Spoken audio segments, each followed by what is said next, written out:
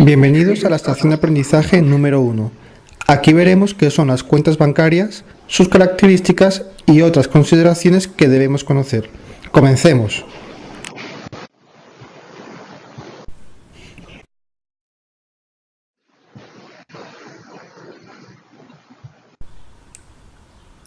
Normalmente, la relación de un cliente con su entidad de crédito, ya sea un banco, una caja de ahorros o una caja rural, gira en torno a una cuenta operativa a la vista, que puede ser en forma de una cuenta corriente o de una libreta de ahorro, popularmente conocida como cuenta de ahorro.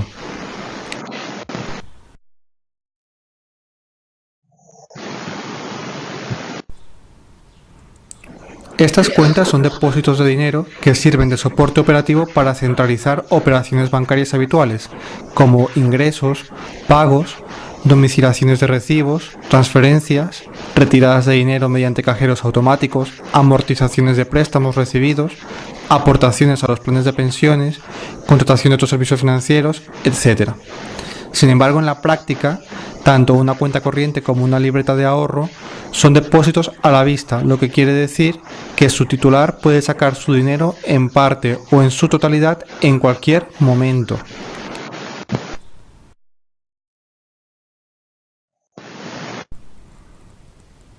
Hoy en día, la principal diferencia entre una cuenta corriente y una libreta de ahorro ordinaria se reduce al soporte de la misma. Puede ser un talonario de cheques en el caso de una cuenta corriente o un documento en forma de pequeño libro para las libretas de ahorro. También existen cuentas que funcionan como un híbrido de las dos modalidades.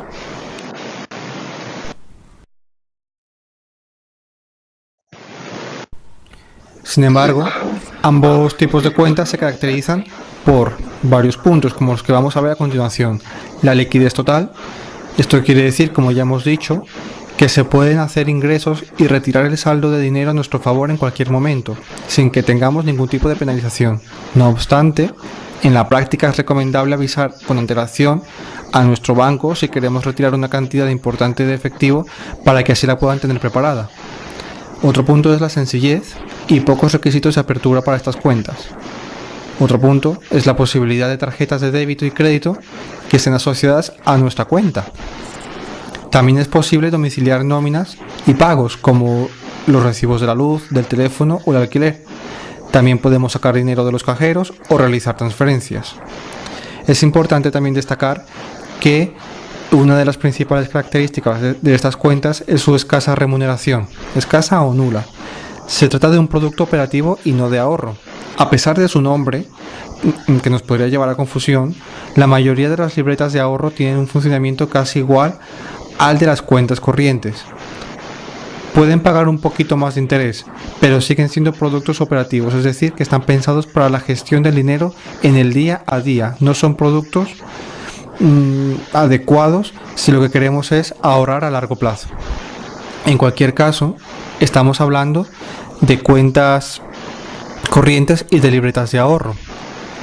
En el mercado existen otro tipo de cuentas específicas diseñadas para el ahorro y con características diferentes, como pueden ser la cuenta de ahorro vivienda o la cuenta de ahorro a la vista de alta remuneración. Otra de las características de estas cuentas es que suelen cobrarse comisiones de administración y mantenimiento. También se pueden cobrar comisiones por transferencias, por utilizar los cajeros que no pertenecen a su misma red, por descubiertos en la cuenta, etc. No es habitual que nos cobren comisiones por consultar los saldos, ni por movimientos realizados en la misma entidad. Muchas libretas y cuentas dirigidas a niños y jóvenes basan su atractivo en la ausencia de las comisiones. Finalmente, tenemos que tener en cuenta que la mayoría de las entidades de crédito ofrecen ventajas especiales al domiciliar la nómina, por lo que es muy buena práctica hacerlo si es posible. Conviene comparar la oferta de distintas entidades. Entre las posibles ventajas por domiciliar la nómina están anticipos del importe de la nómina en caso de necesidad sin que nos cobren intereses, tarjetas gratis, seguros de accidentes o de hogar, hipotecas y préstamos personales con condiciones favorables, ausencia de comisiones, acceso a la banca online, descuentos en telefonía móvil y otros sectores, regalos, etc. Asimismo, algunos bancos también devuelven un porcentaje del importe de los recibos domiciliados. Es importante conocer bien las condiciones de todas estas ofertas. Por ejemplo, si se nos ofrece una tarjeta gratuita, nos tenemos que asegurar de que siempre va a ser gratuita y no solamente al principio o durante el primer año.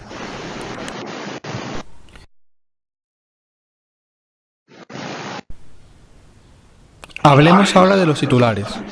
El titular es la persona cuyo nombre está abierto a la cuenta.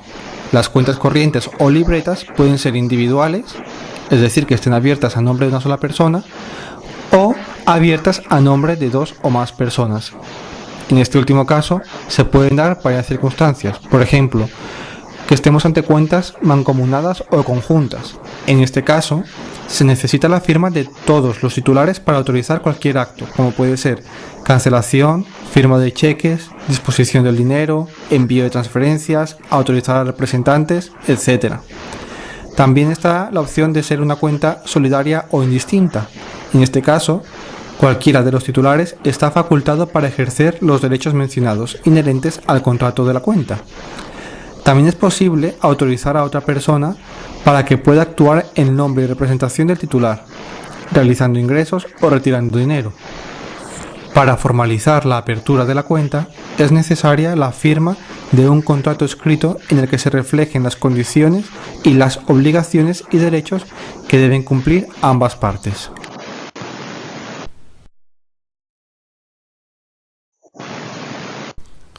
En cuanto a las ventajas e inconvenientes, la principal ventaja de una cuenta bancaria es la comodidad que ofrece y el acceso a los servicios relacionados como transferencias, banca online, cajeros automáticos, que nos permite gestionar nuestros ingresos y pagos junto con la posibilidad de disponer de nuestro dinero cuando nos haga falta.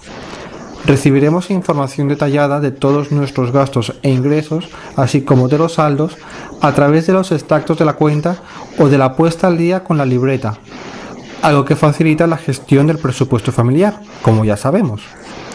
Como inconveniente, debemos recordar que las cuentas corrientes y las libretas de ahorro ordinarias son muy poco rentables. Debido al efecto de la inflación, nuestro dinero puede perder valor con el tiempo. A continuación, observa la tabla de ventajas e inconvenientes.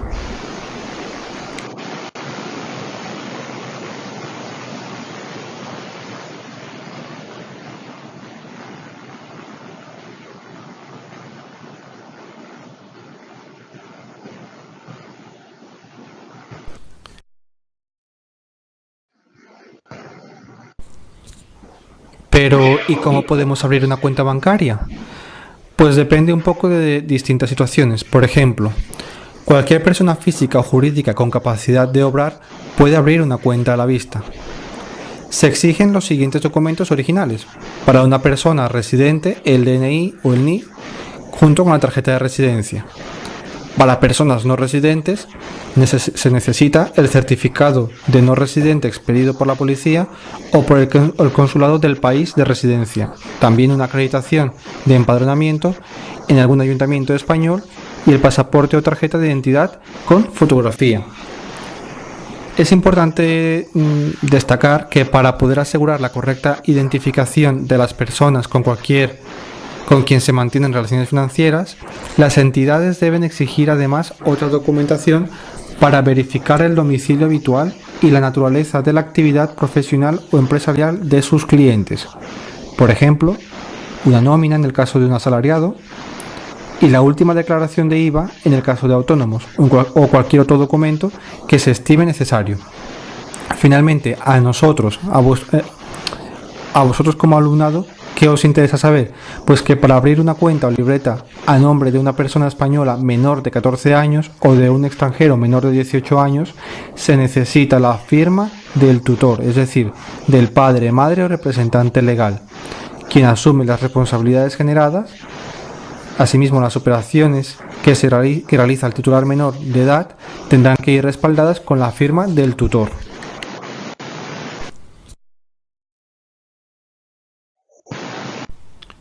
Finalmente, antes de decantarnos por algún tipo de cuenta, debemos comparar todas las ofertas antes de decidirnos. Todas las entidades de crédito ofrecen cuentas corrientes y libretas de ahorro, a veces en múltiples versiones. Aunque son todas muy parecidas, pueden tener pequeñas diferencias que las hacen más o menos indicadas para un cliente determinado. Antes de decidirnos por una cuenta u otra, debemos comparar la oferta teniendo en cuenta lo siguiente: las comisiones y otros gastos. Los descubiertos.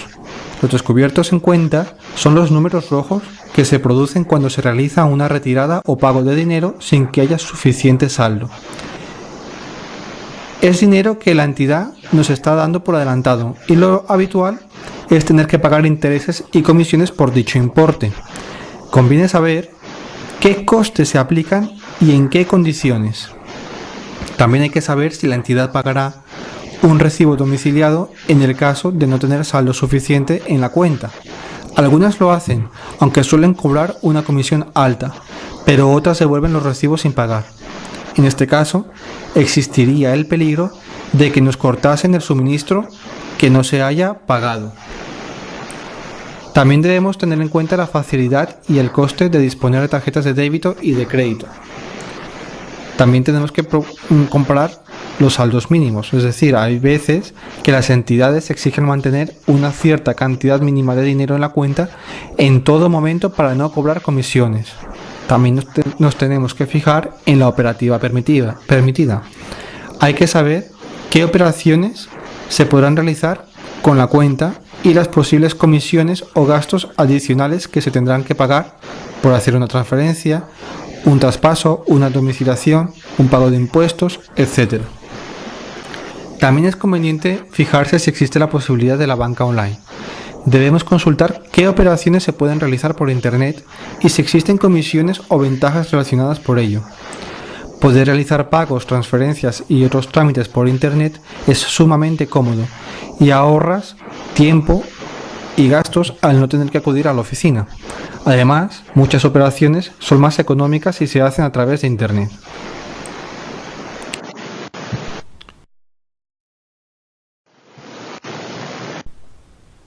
Ahora que tienes unos conocimientos básicos sobre las cuentas corrientes, te recomiendo que repases todas las diapositivas. Ahora que tienes unos conocimientos básicos sobre las cuentas corrientes, te recomiendo que repases todas las diapositivas.